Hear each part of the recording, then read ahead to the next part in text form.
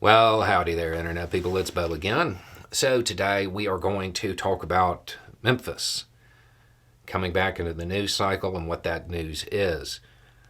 A couple of weeks ago, I put out a video talking about the developments in Memphis and how everything was shaping up, just to remind everybody about what's going on, and said, they're going to come back into the news cycle. Don't forget about what's been happening here and what occurred in Memphis. Memphis is back in the news cycle.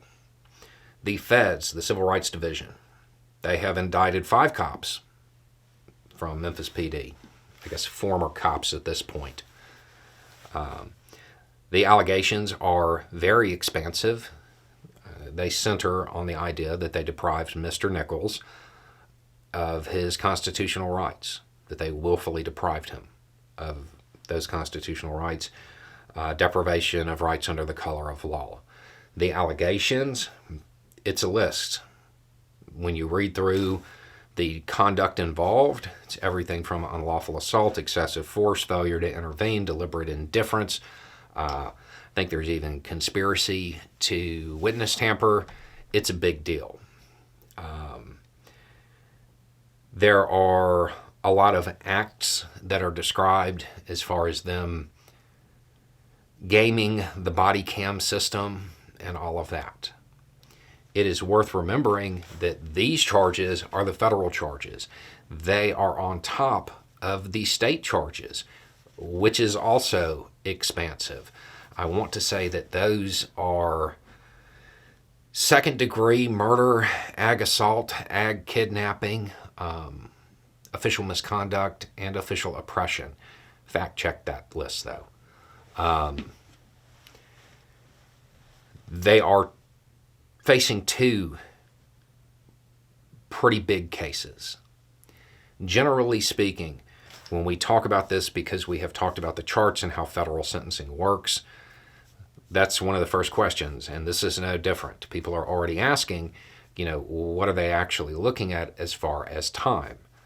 I don't have a clue. I have no idea how to score this out because the conduct is so broad.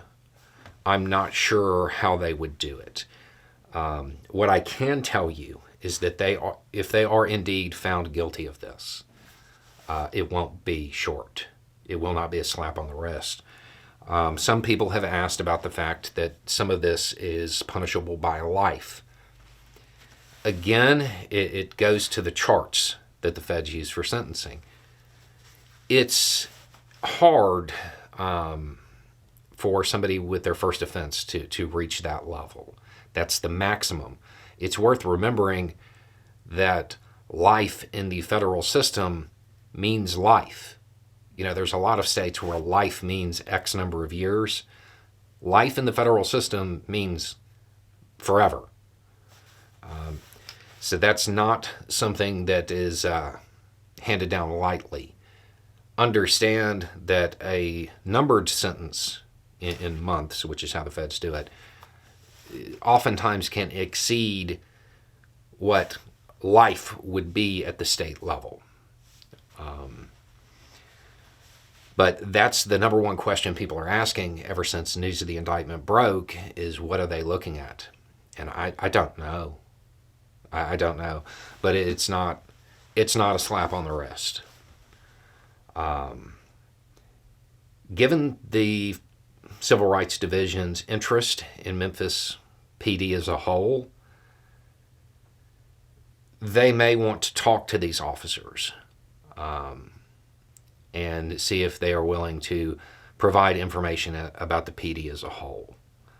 That is something that typically happens when you have a team like the Scorpion team or, say, Crash or something like that,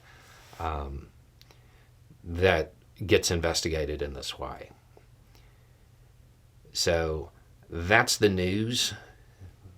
Where it goes from here, what the cops decide to do, the former cops decide to do, as far as whether they're going to fight it or try to plea or what they're going to do, I don't know.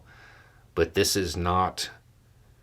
Oftentimes, when you were talking about police misconduct, the charges come down and they're not light, but they aren't as severe as people generally expect these are.